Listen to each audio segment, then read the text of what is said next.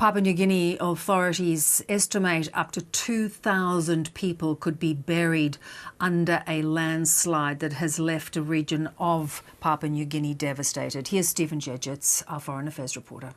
The United Nations put out a figure late yesterday. It said that it believed around 675 people had been killed in the tragedy. Now, that's not a definitive number. That's their best estimate for what they think the final death toll might be. But then separate to that, there's also a letter which was sent to the United Nations today from PNG authorities.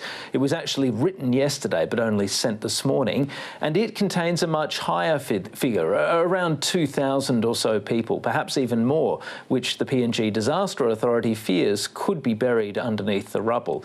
So obviously there's a very wide gap, although whether it's 675 or 2,000, this is obviously still a tragedy of really horrifying proportions. It's probably explained by the fact that it's difficult with so many bodies not recovered underneath the rubble to make a definitive sort of estimate.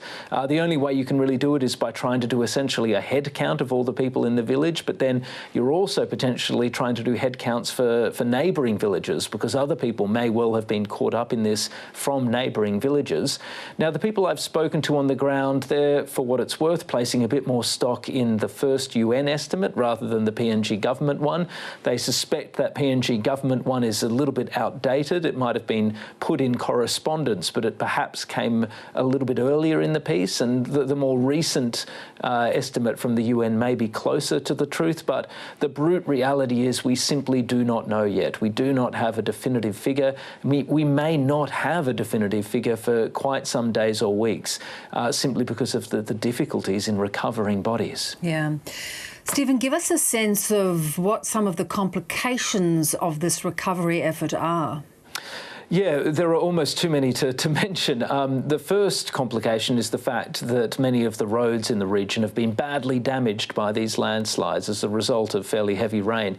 Now, in particular, the main route to the affected area, or the main road, has been badly damaged by landslips. It's not impassable, but it is, I'm told, in a very bad shape. And the PNG government is now focusing a lot of its resources, particularly with the PNG Defence Forces, to cleaning up that road, to try and make it possible to allow aid and assistance to flow more easily.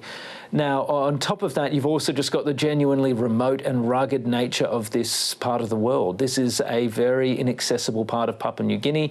It's not easy to get to, and so even without the landslips and the landslides that we've seen, getting up there with resources and with aid is a difficult and logistically challenging task.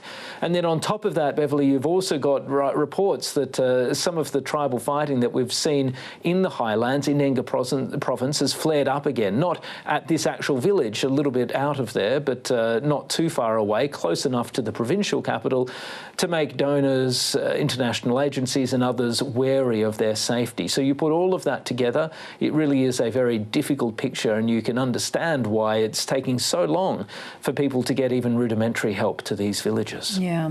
So give us a sense then exactly what sort of help Papua New Guinea needs and whether Australia can provide some of that assistance.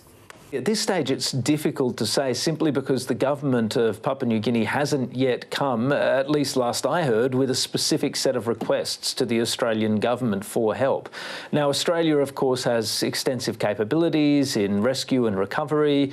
We've got a significant, we've got a significant military presence, army presence, including in Townsville, as well as to some degree, of course, ADF personnel based in PNG itself. So Australia could be in a position to lend its expertise, but whether Australia gets that request is yet to be seen. And of course, it's not just about Papua New Guinea making the request. Australia, other countries like the US and New Zealand, as well as multilateral agencies, are all going to be very keen to coordinate effectively here, so they're not trampling all over one another's toes. All of this, unfortunately, particularly given the remote terrain, probably just means more delays. But until the government of Papua New Guinea comes with a very clear request, and until those details can be hashed out between Australia, other partners, the PNG government and local authorities, it may be a bit of a wait before we see more help on the ground. It is worth noting, though, that the UN and several UN agencies, in fact, have actually forward positioned some supplies at the regional capital, and they're in the process of sending more up there now. So hopefully when that road is fully cleared and there's a clear artery, that aid can start to flow. At the moment, some aid has reached the ground, but very, very small amounts. Hopefully that changes in the coming 24 and 48 hours. Yeah, some very challenging times ahead. Good to talk. Thanks so much, Stephen.